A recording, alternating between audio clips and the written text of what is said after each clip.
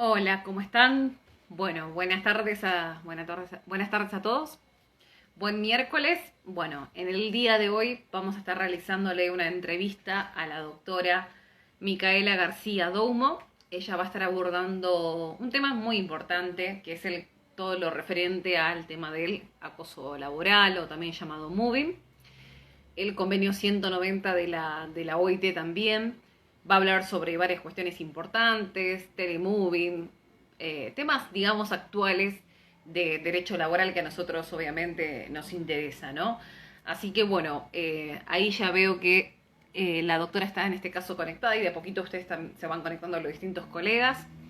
Bueno, por otro lado, mañana jueves los invito también a participar del vivo que voy a estar realizando a las 15 horas, donde voy a realizar una entrevista al doctor Aníbal Cuadrado. Él, en este caso, es un colega que, bueno, en sí está muy abocado a todo lo que tiene que ver con el tema de las plataformas digitales de reparto y nos va a estar comentando sobre todo lo que tiene que ver en cuanto a, digamos, cómo probar, o sea, si estamos hablando, es una discusión obviamente que se genera en este punto, en cuanto a si es trabajo autónomo, trabajo en relación de dependencia, la jurisprudencia aquí en la Argentina, el derecho comparado.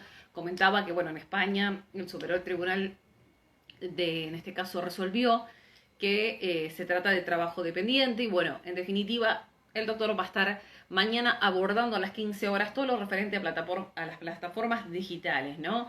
Con una modalidad bien, en este caso, práctica, que obviamente es lo que en definitiva siempre me gusta que sea de esa forma, ¿no?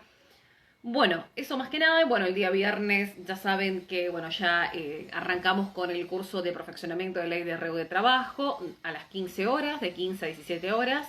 Ya han recibido ID y contraseña para los que en este caso obviamente van a participar dentro del Zoom. Aquellos que obviamente por el tope límite no van a poder participar dentro, digamos, de ese Zoom, se va a retransmitir en vivo a través de la página Universo Jurídico Laboral Argentino en Facebook. O sea, eso es lo que comentaba en el día de ayer.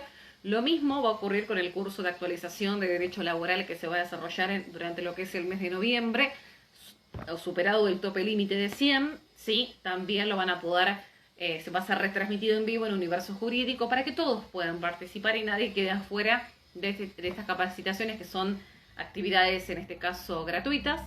Y bueno, más que nada son las últimas que vamos a estar realizando durante lo que sería este año. El curso de perfeccionamiento arranca este viernes 2. Son 3 encuentros prácticos, viernes 2, 9 y 16 de octubre, en la franja de 15 a 17 horas. ¿Sí?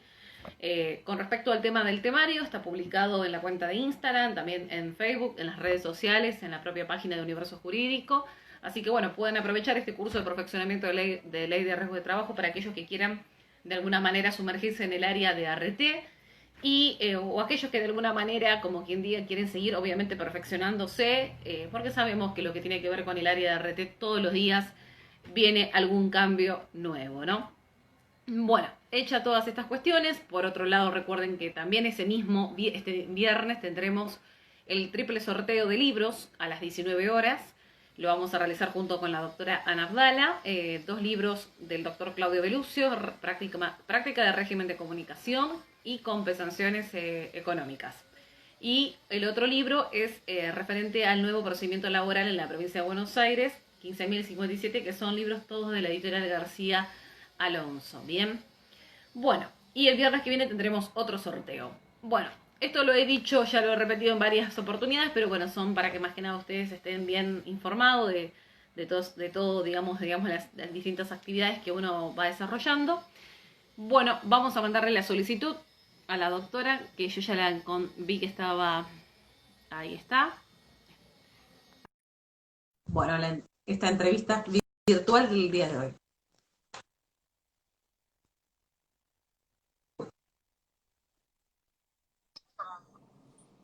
Ahí estamos. Hola Elizabeth, ¿qué tal? Buenas tardes, ¿cómo estás? Todo bien. Bueno, perfecto. ¿Me ves? ¿Me escuchas todo bien? ¿Sí? Sí, te escucho perfecto. Bueno, menos mal, porque a veces pasa que yo siempre digo, "Ay, por favor que no tengamos problemas de conexión, ¿viste? A veces ocurre, ¿Vos me suele ocurrir. escuchás bien? Sí. Sí, sí, todo perfecto, los colegas también, así que bueno, veo que de a poquito se van uniendo, se van uniendo. Ahí, bueno, ahí está perfecto, se te ve bien, está en forma vertical, Perfecto. así está, sí, se ve perfecto. Bueno, bueno, la doctora, en este caso, bueno, Micaela García Doumo, bueno, ha escrito un artículo también referente al convenio 190 de la OIT para, en este caso, de pi cuántico también, así que bueno, yo lo estuve leyendo. Son temas obviamente interesantes y bueno, que están siempre a la vanguardia, como quien diga, ¿no?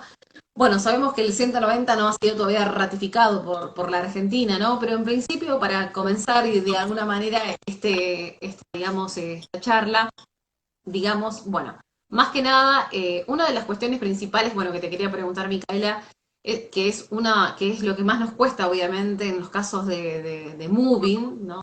De acoso laboral, como se lo en definitiva la denominación, es el tema de la prueba, ¿no? Cuesta y mucho probar también, ¿no? No es tan sencillo, no es tan fácil. Con respecto a este tema, primeramente, ¿qué es lo que de alguna manera vos podés, o sea, no, me refiero en cuanto a la parte probatoria, ¿no? Del tema del acoso, ¿no? Laboral, digamos, como consejos, tips prácticos a el tema de, digamos, de ir reuniendo pruebas. Es difícil que o sea, testigos salgan los Sí, compañeros de trabajo muy bien. y es difícil. Bueno, primeramente lo que me gustaría que todos Sí, tengamos sí, sí. en cuenta es bueno, que la violencia y el acoso en el trabajo prácticamente es una de las, digamos, de las violaciones más aceptadas hoy en día a los derechos laborales fundamentales, sobre todo porque, digamos, porque está en juego la dignidad, la salud y la seguridad del trabajador, ¿sí?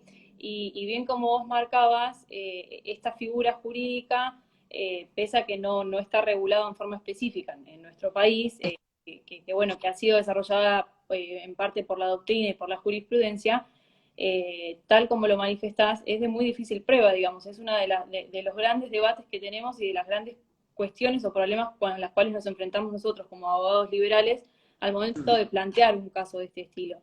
En primer lugar, justamente porque este tipo de casos, la violencia o el acoso sexual que puede ocurrir durante la jornada laboral, se dan en ámbitos privados, en lugares donde generalmente está o bien el superior jerárquico o bien el compañero que está realizando esa violencia o ese hostigamiento.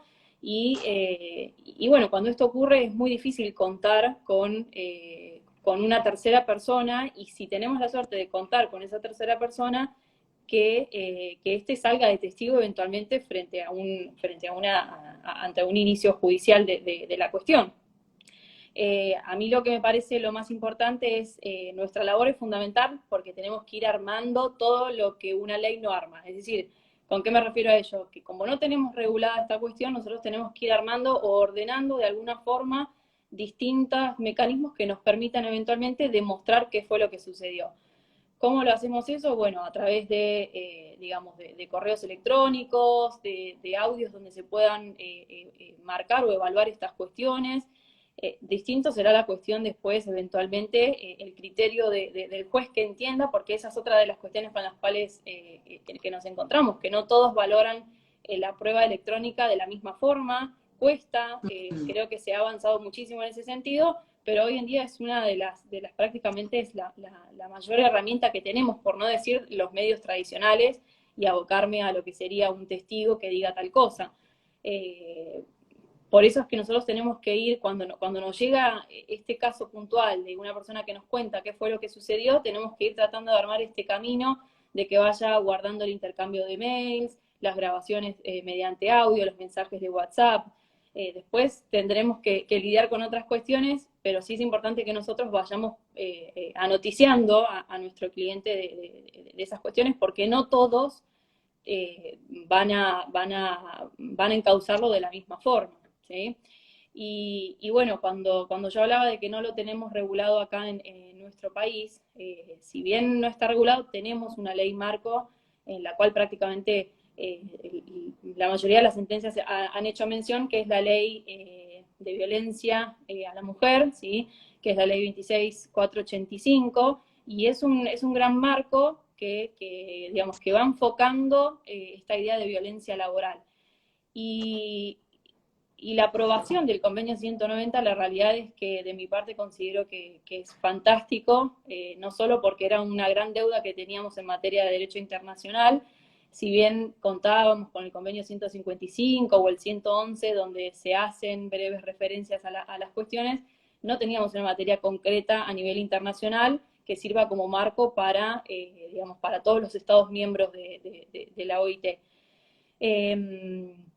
Existen leyes a lo largo del país donde se ha tratado la violencia o el acoso laboral, aunque no en el sector privado. La mayoría sabrá que algunas provincias cuentan con leyes específicas en el ámbito público, como lo son, bueno, la provincia de Buenos Aires, Tucumán, Santa Fe, Entre Ríos. Se ha ido avanzado en esa cuestión, pero tenemos un gran déficit en cuanto a no tener la figura regulada ni en la ley de contrato, ni obviamente en una ley específica. Y tratando de comparar un poco la cuestión con otros países, en Europa hay algunos países que han reglamentado esta cuestión en una ley específica, bueno, y en Latinoamérica no contamos tampoco con una suerte mayormente más amplia.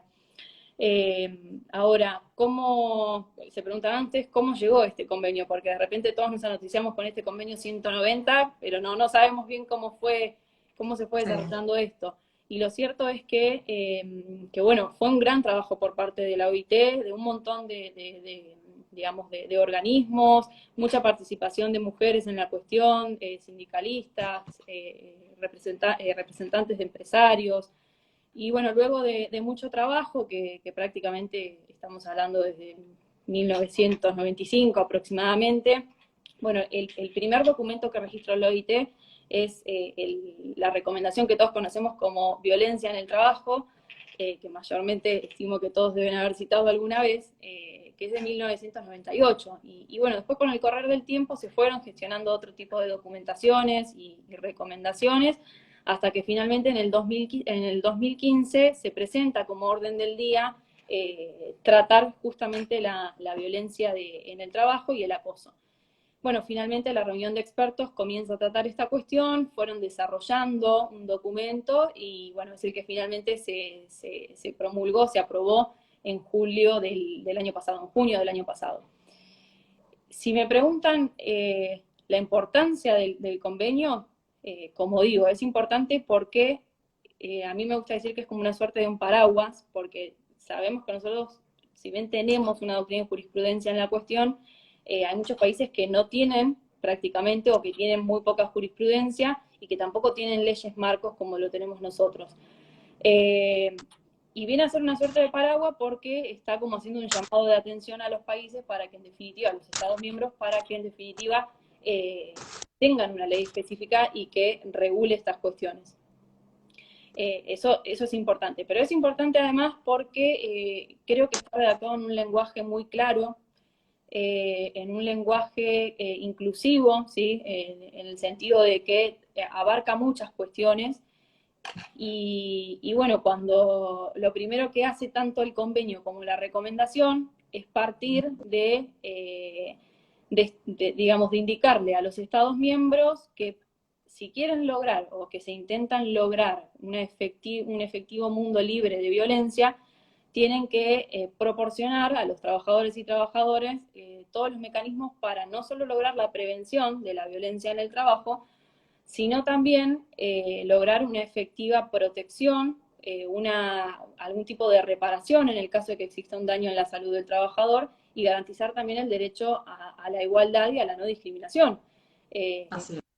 Así arranca el convenio y la verdad que por más que pueda llegar a sonar reiterativo, es de suma importancia.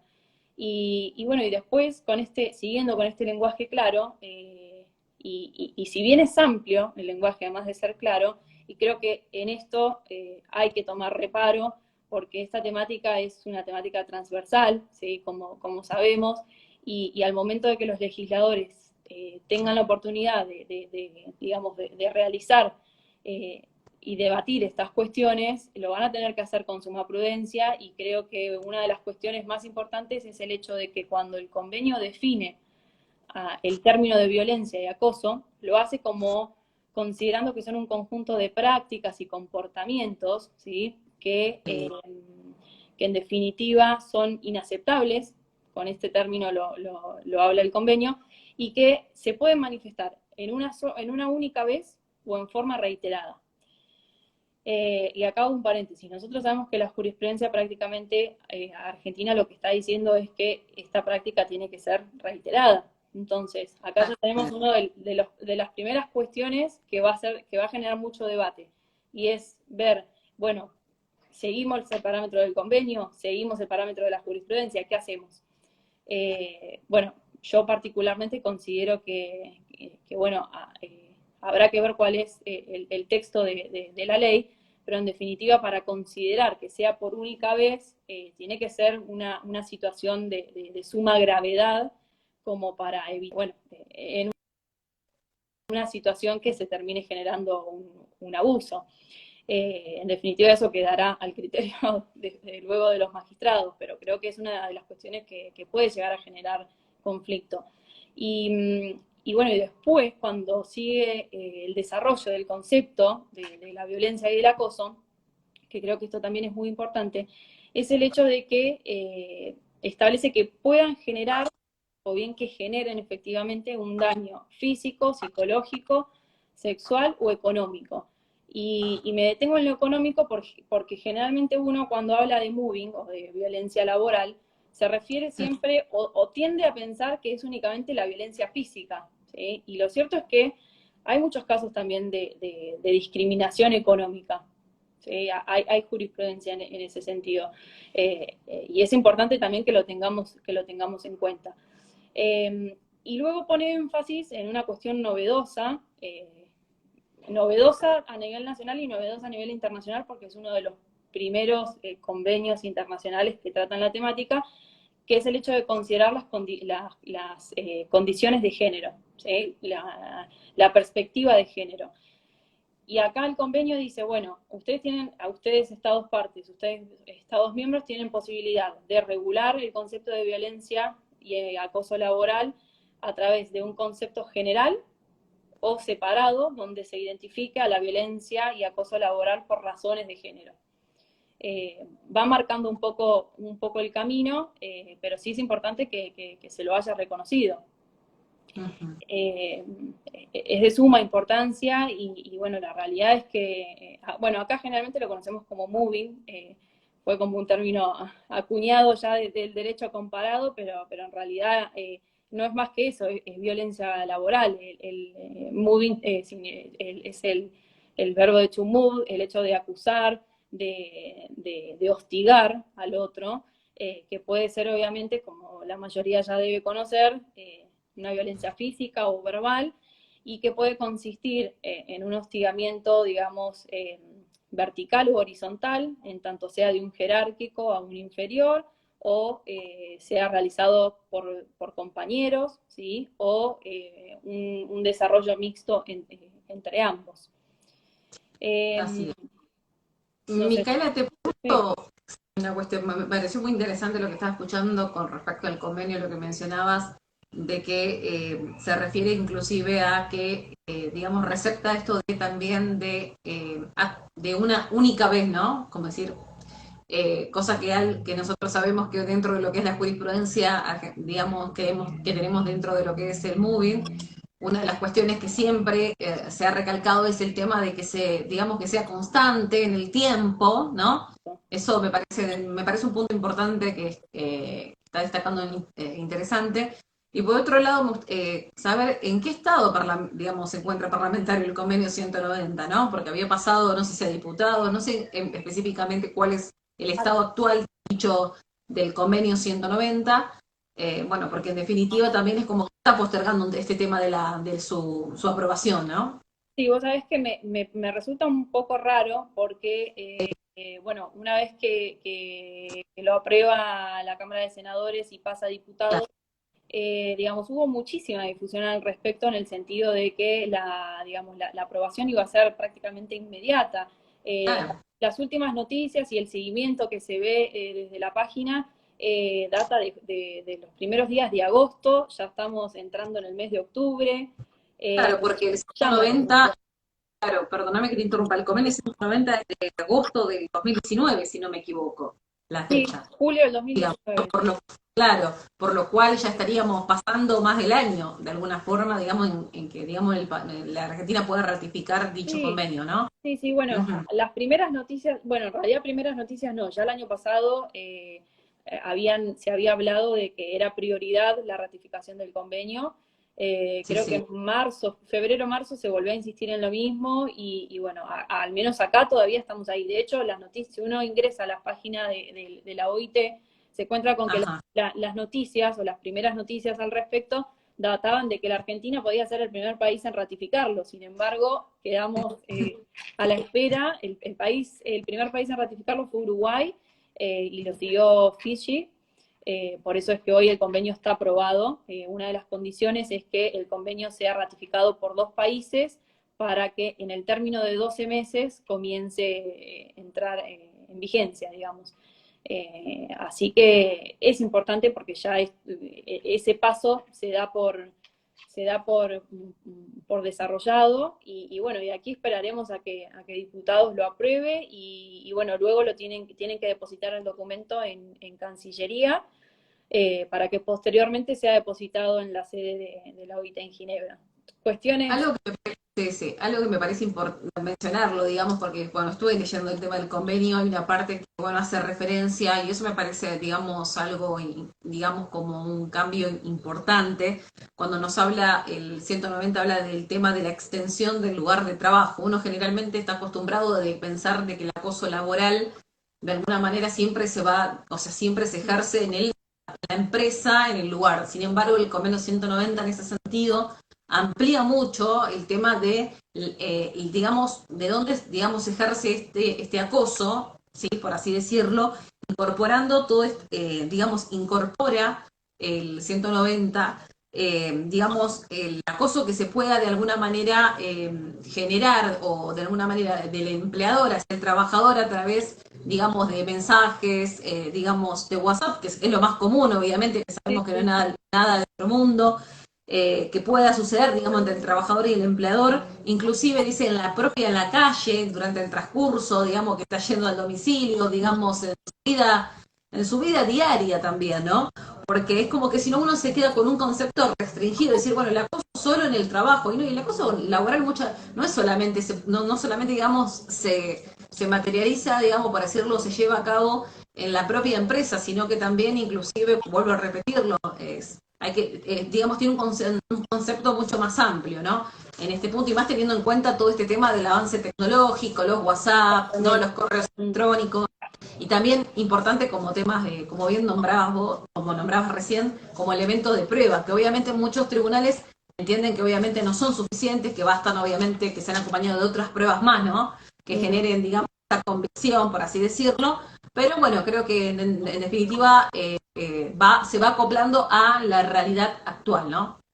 Sí, lógico. De hecho, creo que otra de las grandes innovaciones, o digamos lo que resulta meritorio del convenio, es que son 2 cuestiones. Cuando define el ámbito de aplicación del convenio, define por un lado que los sujetos van a ser no solo los trabajadores asalariados, sino también, y esto me parece sumamente importante, sino también los que resulten ser pasantes, aprendices y aquellos que se encuentren en búsqueda activa de empleo. ¿Qué implica eso? Digamos, nosotros no podemos desconocer que hoy en una búsqueda activa, en una entrevista laboral, estas situaciones pueden llegar a suceder. Y acá entran en juego estas 2 cuestiones. El hecho de que pueda llegar a ser por única vez la gravedad de la situación que suceda y, en definitiva, el hecho de que contemple este ámbito. Porque si no quedaría excluido y la realidad es que hay un gran colectivo de sujetos que quedarían fuera de esta protección. Y otra de las cuestiones que marca, como bien vos decías, es el ámbito territorial, en el sentido de que habla de que el convenio se va a aplicar durante la jornada, en relación de la jornada y también como en consecuencia. Este en consecuencia fue una de las grandes cuestiones que llevó a un debate en la OIT, en el sentido de que los empresarios no estaban de acuerdo en contemplar que, por ejemplo, tuviesen que estar controlando o tuviesen que ejercer su facultad de control y de seguridad en la ida y en la vuelta al trabajo. Finalmente la redacción quedó en ese sentido y se incluyó que también no solo están digamos, los lugares privados y públicos, sino también todos aquellos viajes que se realicen por la empresa, capacitaciones, y bueno, y también la ida y vuelta al trabajo.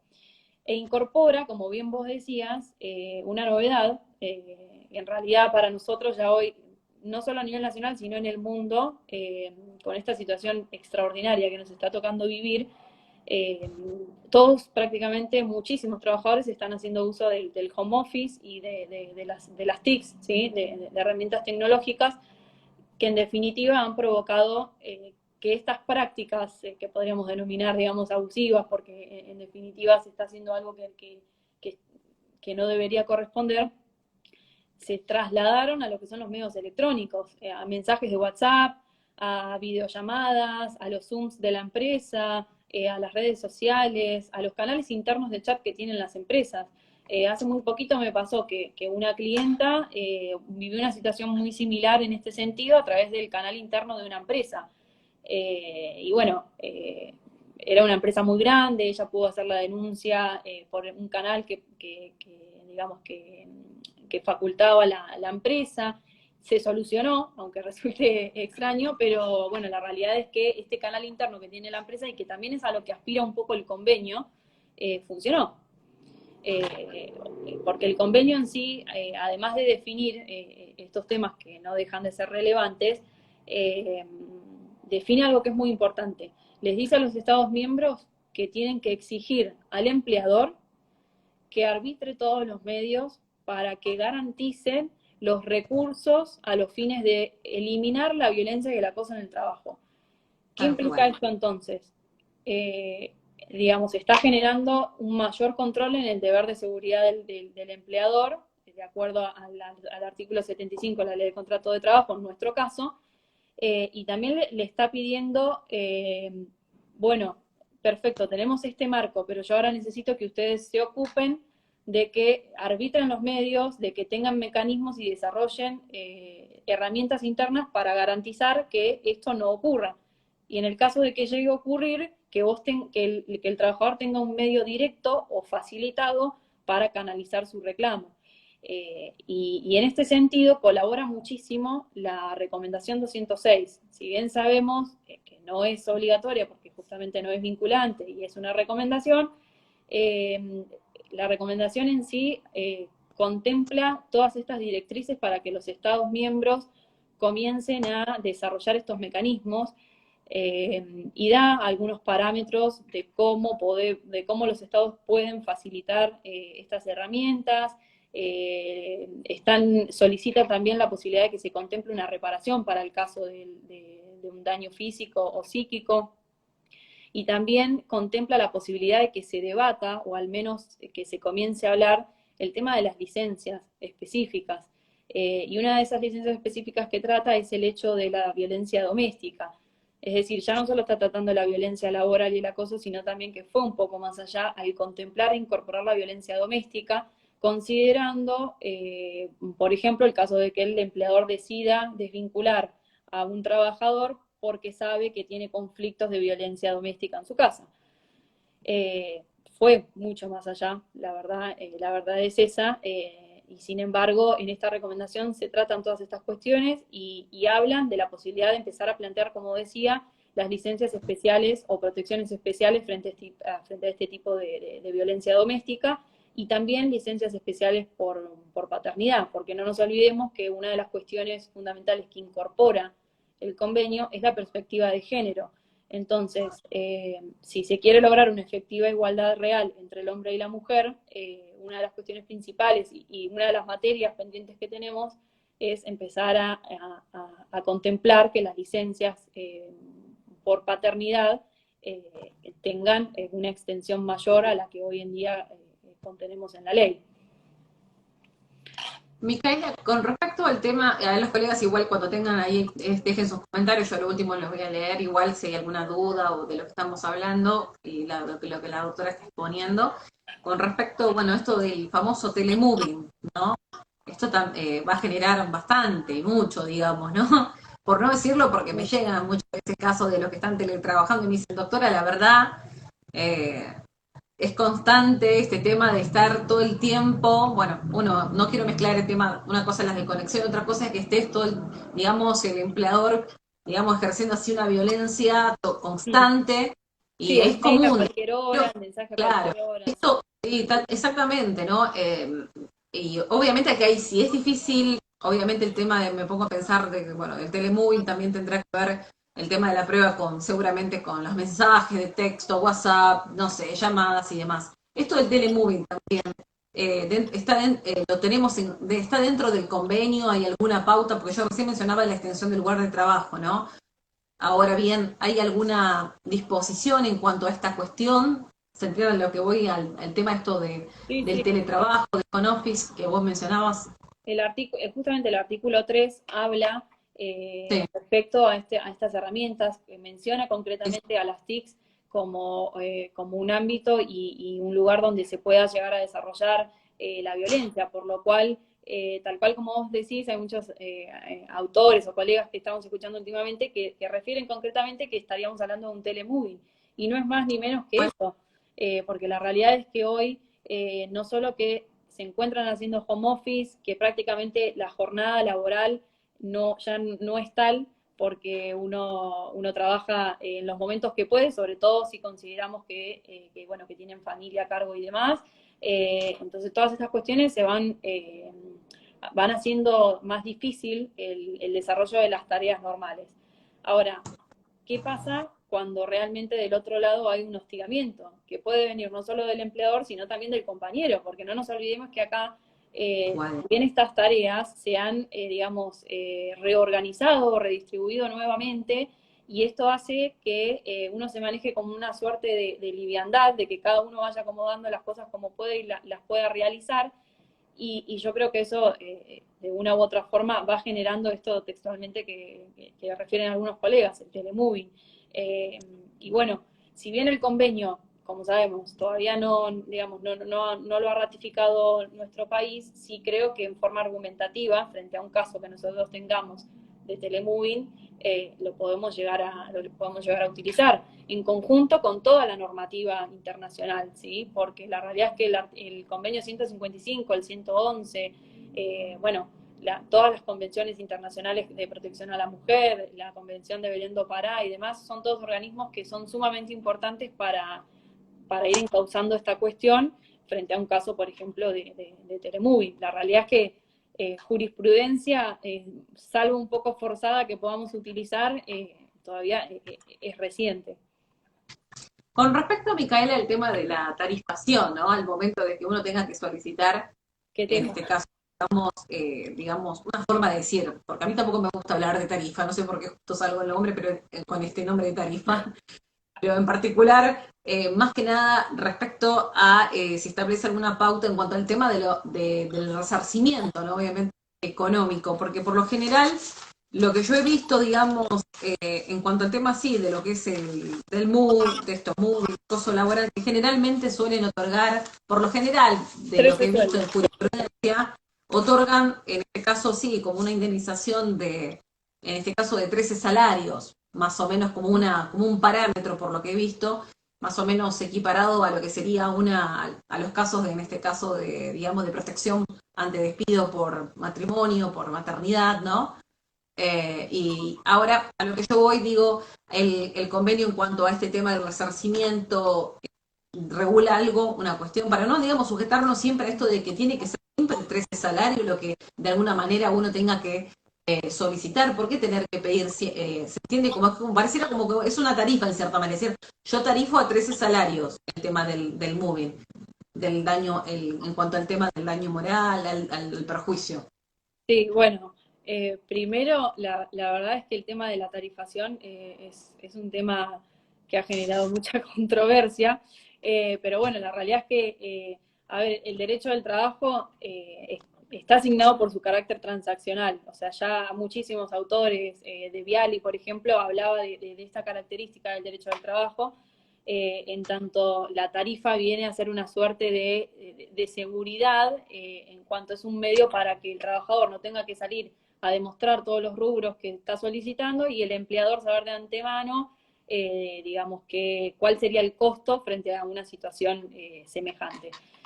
No, y Creo que además, sí. sí, ¿sabes qué pasa? Disculpame que te interrumpa, Miguel, un tema de esto de los 13 salarios, esto de verlo como una tarifa. Tengamos en cuenta que el acoso laboral genera muchas veces, claramente, en la mayoría de los casos, no quiero ser, digamos, exagerada, pero es la realidad, genera consecuencias en la integridad psicofísica del trabajador, en su salud, repercute, genera daños.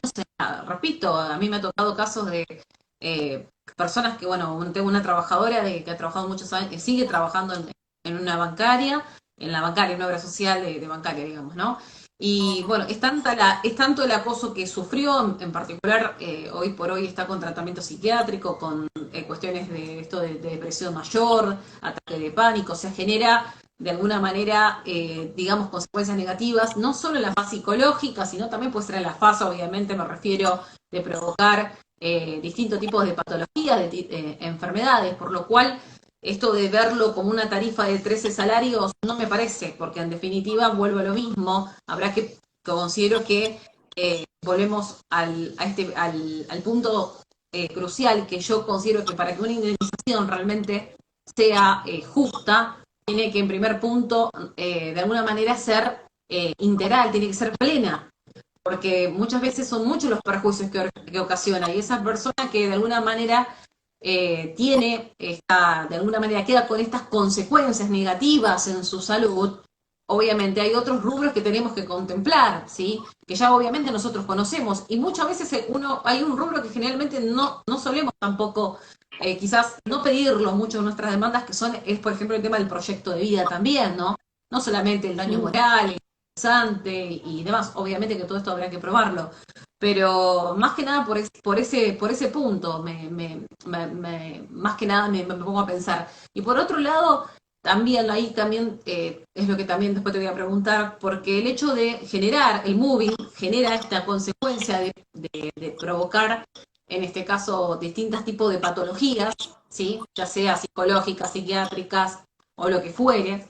Esto también obviamente da lugar a que el trabajador pueda no solamente reclamar, obviamente iniciar un reclamo contra el empleador, ¿sí?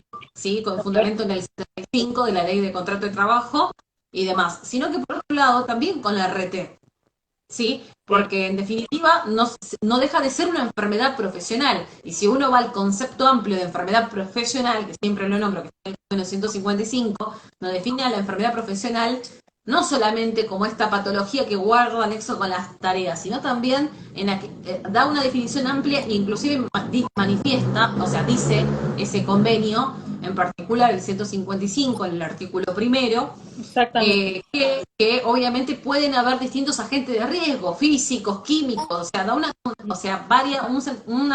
concepción amplia, por lo cual acá hay una doble responsabilidad. Por un lado del empleador y por otro lado también de reclamarle a la RT por obviamente las secuelas incapacitantes que se le provocó a ese trabajador o trabajadora como consecuencia de el moving, o acoso laboral o como se lo quiera llamar, ¿no? Y por otro punto, ahí quiero ir a esta cuestión fundamental, porque nosotros siempre estamos acostumbrados, pareciera, de intervenir siempre cuando el daño ya se produjo, ¿se entiende? El daño ya, obviamente, te viene el trabajador ya obviamente, como quien diría, la responsabilidad, sabemos que la dividimos está bien, preventiva, resarcitoria, punitiva. Generalmente ocurre en la mayoría de los casos que en el acoso ya estamos en una situación donde el daño ya está, como quien diga, ¿no?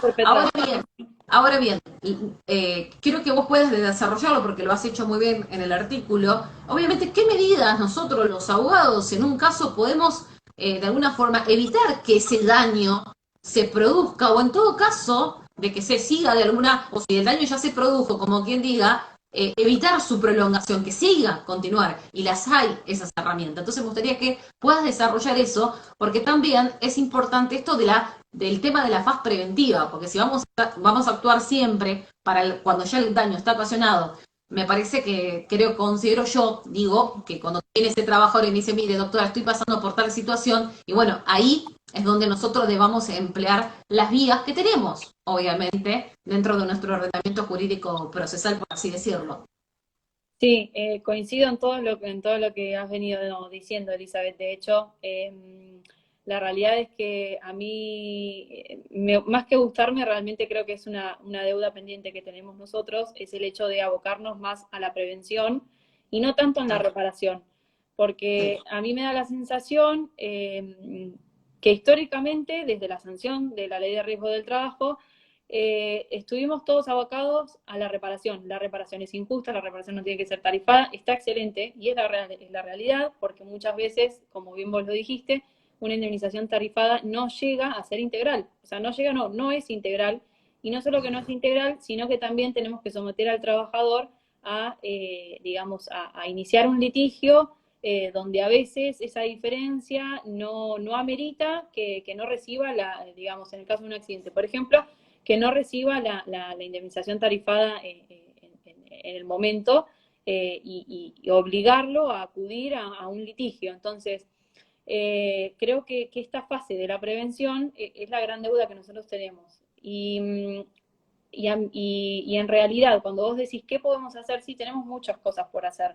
La primera en principal es que nosotros contamos con la reforma del Código Civil desde el 2015, donde tenemos un cuerpo prácticamente excelente en muchísimas cuestiones, y una de ellas es que tiene una mirada humanista, ¿sí? Primero porque define a la persona física como una persona humana. Entonces ya estamos partiendo de contemplar necesariamente un principio de no discriminación y una faz donde se contempla no solo la dignidad, sino la igualdad.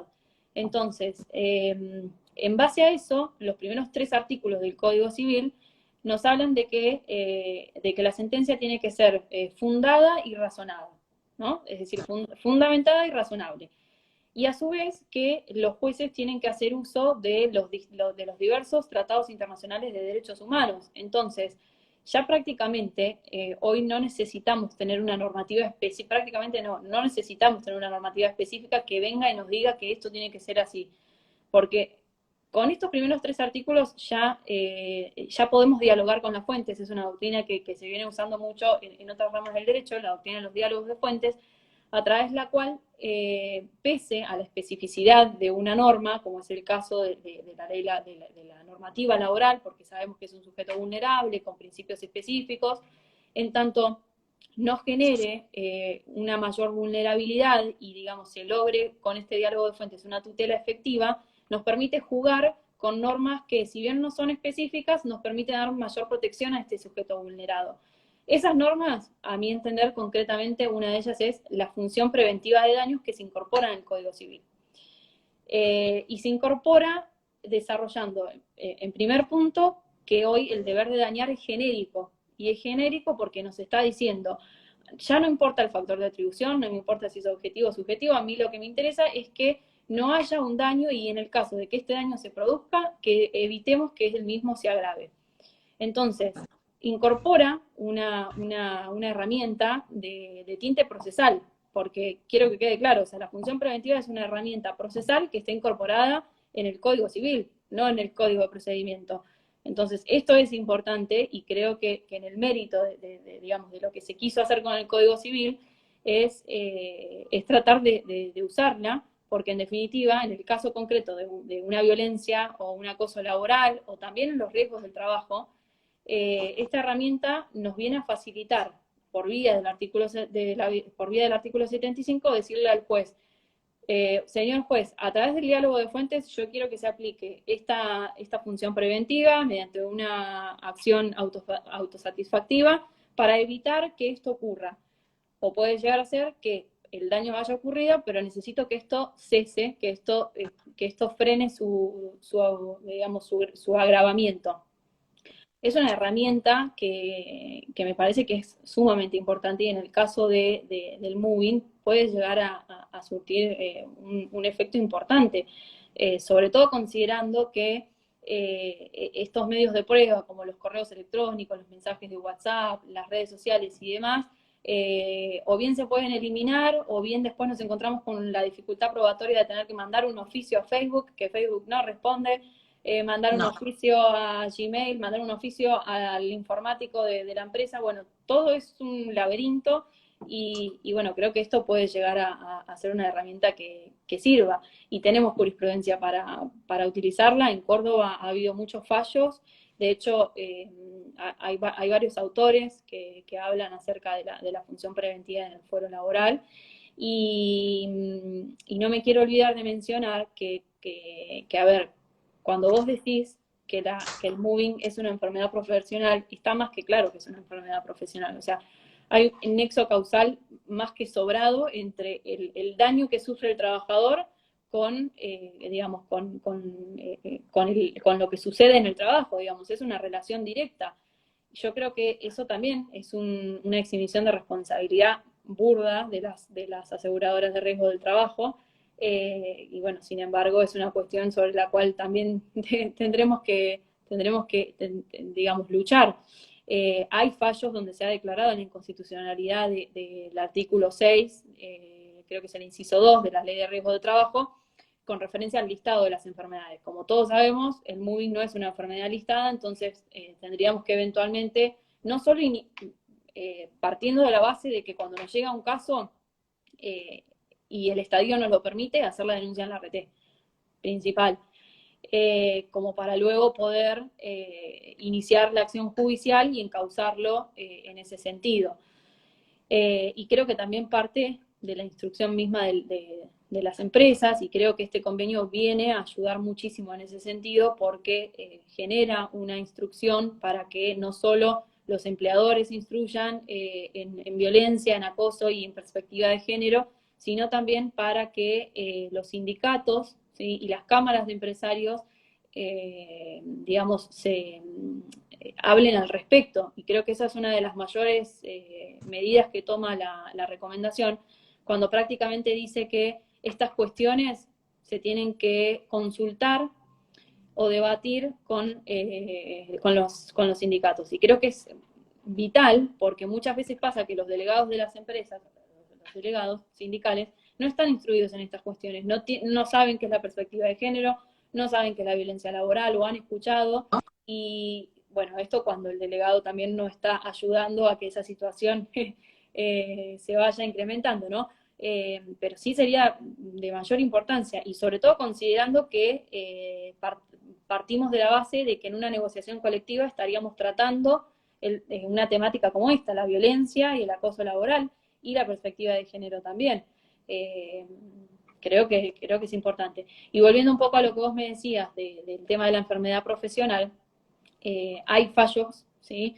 Y nosotros, como decía, la ley de riesgo del trabajo prácticamente desde su propio inicio está plagada de inconstitucionalidades y fallos y precedentes de suma importancia para plantear la cuestión nos sobran. No, el hecho de que no esté listada la enfermedad sabemos que no significa que uno no pueda, obviamente, ir a reclamarla judicialmente, o sea, hacer el reclamo judicial que corresponda. Tenemos el fallo de la Corte Silva con Unilever, ¿sí? Un fallo muy importante de la Corte, donde la Corte obviamente ahí se pronuncia y dice, bueno, el hecho de que no esté listado no significa que obviamente el trabajador no pueda hacer el reclamo, obviamente tendrá que probar como todo, el nexo causal nos habla, por lo cual bien podemos de alguna manera hacer el reclamo que corresponda, ¿no? Respecto al tema de cómo estamos hablando reclamo respecto a la RT, ¿no? Sí, del tema de la enfermedad que no, obviamente que no está listada, ¿no? Por otro lado, lo que te iba, sí, más que nada también mencionar el hecho de que, bueno, muchas veces lo que yo suelo hacer cuando me llegan casos así de acoso es siempre mandar, recomiendo, es un consejo mío, ¿no? Una recomendación de mandar siempre un telegrama laboral intimando al empleador, o en su defecto, bueno, hay que tener en cuenta, como bien vos mencionaste, que muchas veces uno dice el acoso, en este caso, bueno, es ejercido por el empleador. Puede ser por el empleador, como también mencionabas, por propios compañeros de trabajo, ¿no? Generalmente hay que ver, hay distintas variantes de moving, pero lo que suelo hacer siempre es, digamos, mandar un telegrama laboral intimando a que se cese con el acoso, con el moving, detallar en qué consiste el mismo, y no me parece que esté mal, de alguna forma, para ir dejando como ciertos antecedentes más, digamos, antecedentes de lo que está ocurriendo, y decir, bueno, y también por otro lado intimando no solo al cese, digamos, del mismo, y por otro lado también, en aquellos casos que yo advierto, donde ya la cuestión, como quien diga, no da como para más, ¿sí? Que por más que mande ese telegrama y intime a que cese con el acoso que está ejerciendo sobre la persona, lo que hago muchas veces es hacer, en este caso, mencionar tanto lo que son el artículo 1030, el 1031 del Código Civil y Comercial de Acción, que habla del tema de la tutela preventiva, y el 75 que mencionaste, cuanto al hecho de que, bueno, si en definitiva está corriendo riesgo acá la integridad psicofísica del trabajador, bueno, ante el empleador no cumplir con el deber, un deber de seguridad que tiene, y bueno, que el trabajador directamente, conforme al 75, que obviamente invito a los colegas que lo puedan leer tranquilo, del 75 de la LST, que retenga, en este caso también tareas, ¿sí? Hace retención de tareas, y lo cual también bien estipula la norma que no implica pérdida de remuneración, porque tampoco voy a someter a un trabajador que siga de alguna manera yendo a trabajar en un lugar donde no se le está garantizando este tema, ¿no? Lo que venimos hablando, donde se lo sigue hostigando, y a veces me ha pasado de haber mandado un telegrama, pero la situación persiste, continúa. ¿Se entiende? Entonces Sí, digo, bueno, no está mal, no está mal de alguna manera, digamos, volvemos a lo mismo, o sea, si esto tiene que ver con el tema de la prevención, de prevenir. O sea, sí, de sí, la prevención me refiero a prevención en cuanto, claro, me va a decir doctora, no, pero bueno, el daño ya está bueno, pero para evitar que siga de alguna manera continuando, porque esto va a continuar y obviamente cada vez va a repercutir cada vez en forma, o sea, perjudica más la salud del trabajador y uno lo que tiene que evitar es eso. Estamos hablando de un derecho fundamental, un derecho humano. sí, Pero sí, bueno, por eso cuando comencé decía que en realidad la violencia y el acoso en el trabajo es, digamos, es una de las violaciones prácticamente más aceptadas a los derechos humanos fundamentales laborales. Y es una gran deuda que nosotros tenemos en materia legislativa y bueno, ojalá que con la ratificación del convenio se vaya acomodando un poco la cuestión. Cuando vos mencionabas esto de que esta situación persiste en el trabajo, me hiciste acordar a una jurisprudencia que hay bueno, que no solo que se sentencia con perspectiva de género, sino que el juez lo que hace es obligar al representante legal de una empresa, es decir, tiene acreditado el acoso laboral, ¿sí? Y por otro lado, de oficio dice, bueno, yo quiero que vos, representante de la empresa, vayas y te instruyas, no solo en violencia laboral y acoso laboral, sino también en perspectiva de género. Y creo que esto es importante porque, en definitiva, suponiendo sobre todo en el caso de que se trate de un moving entre compañeros, no podemos ignorar el hecho de que el empleador no haga nada por cambiar esa situación, que sería justamente lo que vos me estás diciendo, el deber de seguridad del empleador. Porque ahí no solo no estaríamos ayudando a la trabajadora, sino que estaríamos provocando que en el futuro estas situaciones persistan en la empresa misma. ¿Sí? Después hay mucha jurisprudencia al respecto. Hay otro fallo muy interesante donde la trabajadora, con esto del tema de la prueba, donde la trabajadora, si bien aporta prueba y se refiere a intercambios de mails y fotografías, no logra acreditarlo, ¿sí? Y el juez termina acreditando el acoso laboral en base a un testimonio, a un solo testimonio, donde, bueno, en este caso era un caso de acoso sexual, creo, si no recuerdo mal, y lo hace en base a un testimonio donde prácticamente esta persona vio, ¿sí?, esta situación, y el empleador lo que hizo fue garantizarle de cierta forma, de forma privada, el hecho de que no iba a tener ningún tipo de represalia. Y eso sí es lo que, esas cuestiones están prácticamente habladas en la recomendación cuando recomienda a los Estados miembros que cuando, digamos, desarrollen la legislación concreta, traten estas cuestiones de generar una protección de testigos para que, digamos, la prueba de este tipo de esta figura jurídica sea como un poco más fácil o más llevadera para el trabajador. Y en referencia a lo que es los fallos laborales con perspectiva de género, creo que también es importante porque estamos teniendo un primer instrumento que contempla estas cuestiones.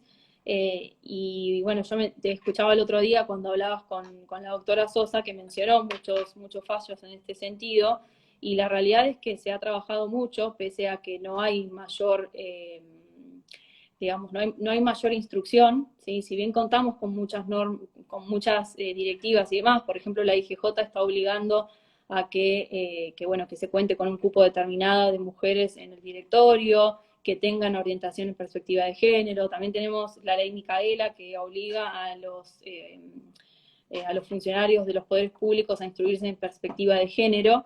Creo que tenemos mucha jurisprudencia para lo poco que se ha venido haciendo, entre comillas. Y se ha fallado en ese sentido, en diferencias de indemnizatorias. Acá en Bahía Blanca han contemplado esta cuestión frente a una indemnización por despido de embarazo, y bueno, también otras cuestiones como por ejemplo el periodo de prueba. Y hay un fallo muy interesante, y acá va a la importancia que tiene esto de que nosotros, como abogados liberales, debemos instruirnos en esta cuestión, sino también los funcionarios del Poder Judicial. En tanto el juez, si bien tuvo por acreditado el acoso laboral, frente a la solicitud de la trabajadora de la nulidad del despido y el restablecimiento al trabajo, el juez termina rechazando, ¿sí?, esa reinstalación por contemplar que si la trabajadora volvía al trabajo, eso le podía llegar a generar una situación similar. Y vuelvo un poco a esto que yo decía, de que en definitiva no podemos volver a contemplar que el empleador no haga nada al respecto. Bueno. Y creo que eso en definitiva se debe a que es necesario que estemos instruidos en esas cuestiones. Y bueno, después, como decía, nosotros también tenemos que estar instruidos en esta cuestión, porque no podemos pretender que del otro lado tengamos sentencias en este sentido si nosotros tampoco lo planteamos. Por eso creo que es un cambio que todos tenemos que trabajar. Vos sabés que, bueno, Micaela, mucho me preguntaban, bueno, quizás porque todo esto es muy nuevo, ¿no? Pero me decían, doctora, no entiendo qué es esto de sentencias con perspectivas de género, ¿viste? Porque es como que es muy nuevo, ¿no? Toda esta cuestión, y hay algunos fallos, muy pocos, que hablaba la doctora Sosa, y no todos quizás están en esta cuestión, y me gustaría que, bueno, puedas explicar esta cuestión de este tema, ¿no? ¿Qué implica, digamos, de esto de dictar una sentencia con perspectiva de género? Porque es como que es muy nuevo si vamos a la realidad, ¿no? Bien nombrabas a la ley Micaela, el tema de los cupos de la IGJ, bueno, algunos fallos mencionados, que se mencionó Fabiana Sosa en el segundo congreso que se hizo de Derecho al Trabajo. Pero este tema como lo pongo en signo de interrogante, ¿los jueces están obligados a dictar sentencia con perspectiva de género? ¿Hay alguna regulación legal que estipule este tema? Mira, primero en principal está buenísimo lo que vos planteás de que qué es esto de la perspectiva de género, porque justamente Claro, porque es muy nuevo. No solo que es novedoso, sino que también hay muchas interpretaciones. La perspectiva de género en sí surge como una herramienta para tratar de igualar la desigualdad que existe entre el hombre y la mujer, una desigualdad histórica, ¿sí? Entonces es una herramienta que se comienza a utilizar a nivel internacional y que, bueno, se fue desarrollando a lo largo de diversos comités y demás, para tratar de igualar al hombre y a la mujer. Personalmente yo considero que en realidad a mí me gusta referirme a la perspectiva de género como si fuese una herramienta que nos facilita para solucionar una suerte de miopía. Porque yo digo que es una realidad que es difusa o que viene predeterminada socialmente por determinadas cuestiones, y la perspectiva de género es como una suerte de herramienta, como una lupa que nos permite empezar a descifrar determinadas situaciones sobre las cuales no sabemos o creemos saber que están determinadas de tal forma. Primero en principal partir de esa base. Y hoy ya y hoy particularmente a eso iba, mi opinión es que ya no estamos hablando solamente de igualar al hombre a la mujer, sino también de contemplar un montón de colectivos, ¿sí? Bueno, que ahora se han desarrollado en base a la identidad de género y bueno, y creo que el hecho de que se sentencie con perspectiva de género va por ese lado, por el hecho de que empezar a contemplar un montón de cuestiones que hoy ya no pueden, no se nos pueden escapar, ¿sí? Y por eso también iba mucho al hecho de contemplar para una igualdad formal, ¿sí? Porque nosotros estamos pidiendo que haya una igualdad entre mujeres y hombres, pero por otro lado no estamos permitiendo que eso en la práctica surja. Sin ir más lejos, el padre tiene 2 días de licencia, entonces necesitamos empezar a trabajar en ese sentido como para que se le permita también a la mujer insertarse en su vida profesional.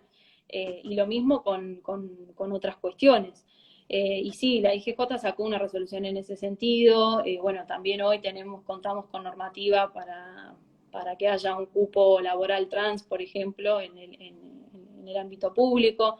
Son distintas resoluciones aisladas, pero que en definitiva Hay un han par, ido algún par ayudando. de fallos. Algunos fallos Sí. han salido. Bueno, hay un fallo muy interesante de Capital, donde a una mujer, no me acuerdo ahora la carátula, donde una mujer había solicitado que se revean, digamos, lo que eran los requisitos para el ingreso, para ser chofer de colectivos. Sí. Es un fallo muy interesante, ahora sinceramente no recuerdo la carátula, pero es muy interesante por el desarrollo normativo que hacen de toda esta normativa internacional que fui mencionando, y también porque en definitiva empieza como a desarrollar esta idea de que necesitamos, para lograr eso que nosotros queremos, necesitamos empezar como a rever las bases mínimas como los requisitos para una convocatoria. Creo que eso es muy importante. Bueno, ahí te hago la última pregunta y voy a leer los Sí. comentarios por el tema del tiempo, porque estamos ahí. El tema de la prueba, ¿no? Acá en esta cuestión. Es importante también, de alguna forma, el tema de la carga dinámica probatoria, ¿no? Con respecto al convenio 190, menciona también esto de la carga dinámica. Generalmente uno está acostumbrado, sabemos, ¿no? Del principio general que alega un hecho, tiene que probarlo. ¿Qué consideras, Micaela, en este punto? Me refiero en el tema de la prueba, ¿no?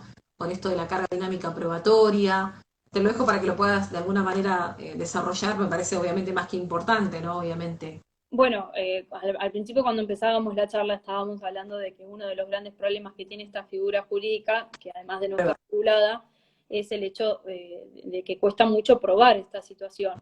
Y si bien como vos decís, se aplica la teoría de la carga dinámica, en la cual no se exime al trabajador de aportar prueba, sin embargo implica que pueda llegar a ser de tipo indiciario. Y en definitiva, esto implica que vuelvo un poco a lo que decía antes, la importancia nuestra como abogados liberales, como la asistencia que requiere el trabajador, de ir formando o ir ordenando estas cuestiones para que al momento de que nosotros lleguemos a una instancia judicial tengamos digamos, un desarrollo ordenado y que le permitamos en definitiva al juez que tenga que entender en la causa que tenga una herramienta de donde también digamos, como agarrarse o tratar de llegar a demostrar eso, porque muchas veces también pasa que del otro lado se encuentran con que no, digamos, no hay algo bien ordenado o bien armado sobre lo cual sobre lo cual puedan plasmar su sentencia.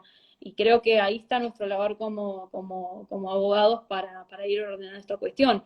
Decía, de suma importancia, va a depender esto obviamente del estadio en el cual nos llegue el caso. Una cosa es que venga una persona que por primera vez diga, esta situación, me pasó esto, y otra es que ya el daño esté generado, como bien vos decías.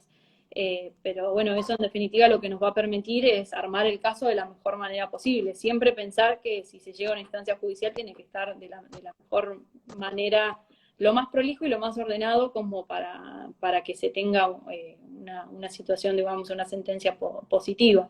Y en definitiva eso es pedirle al trabajador que vaya como un pie adelante, ¿sí? De ir guardando mails, fotografías, audios, La verdad es que hoy Exacto. estamos en un momento en el cual creo que no va a tardar mucho más en el cual los jueces van a tener que adoptar o ampliar su visión en cuanto a los medios electrónicos, porque sinceramente hoy todo pasa por las redes sociales, todo pasa por un medio Acá electrónico.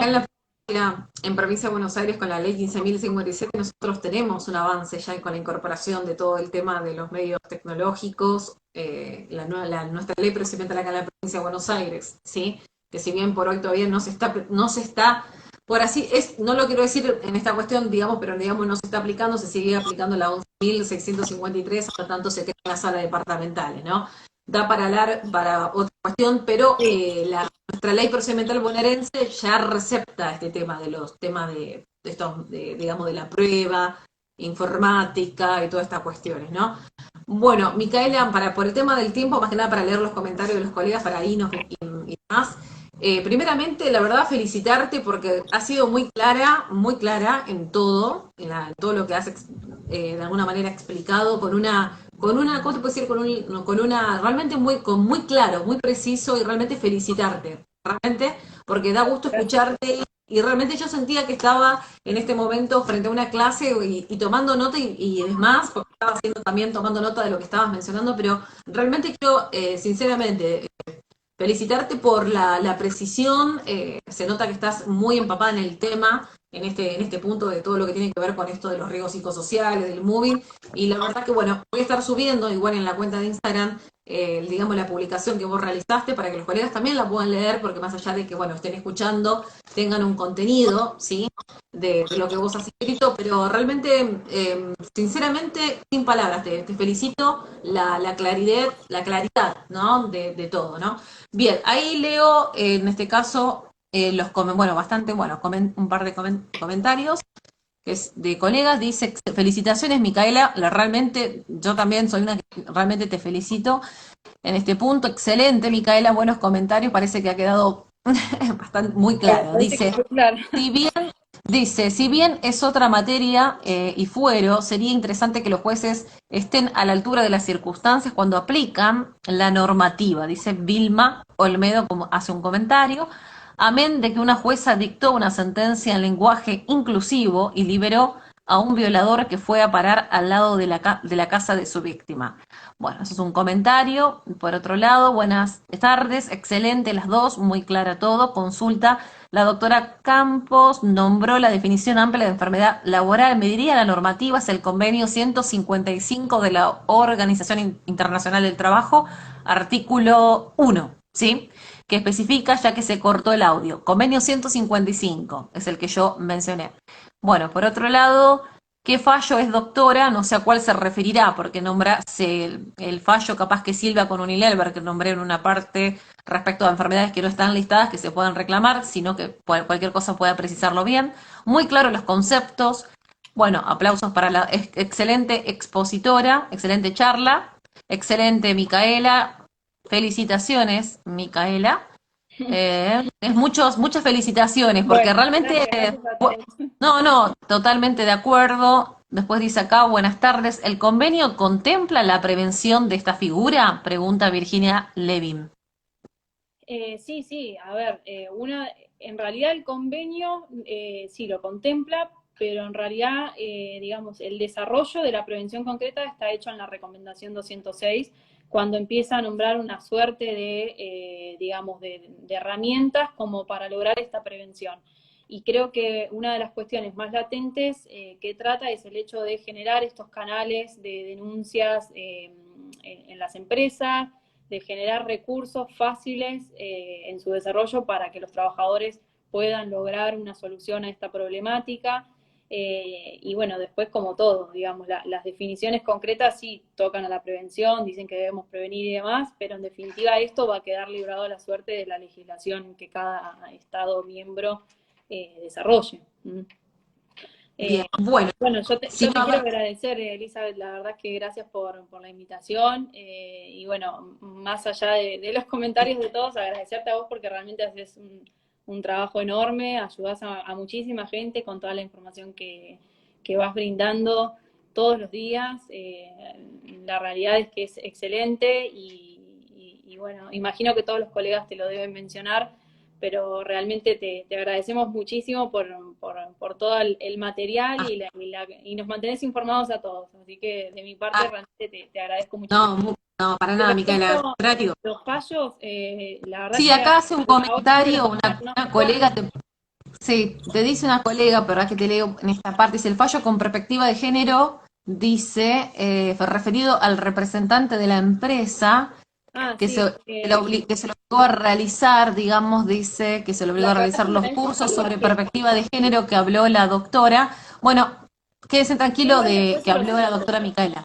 Se lo Yo voy a, se los eso paso yo, a Elizabeth o se los dejo en comentario. Igual ese caso exacto. que mencionás ese fallo es salvatierra. A ver, déjame ver. No Eh, pasa nada, Micaela, cualquier cosa vos yo me te lo los mandás paso. por privado, yo lo subo en una plaquita para que los colegas tengan el fallo que vos te estás refiriendo. Excelente, gracias doctora, muchas gracias a las dos. Bueno, al contrario, yo soy la agradecida de que puedas en este caso, en este humilde espacio, por así decirlo, porque es la realidad, poder brindar en este caso tus conocimientos y la verdad te voy a ser muy sincera.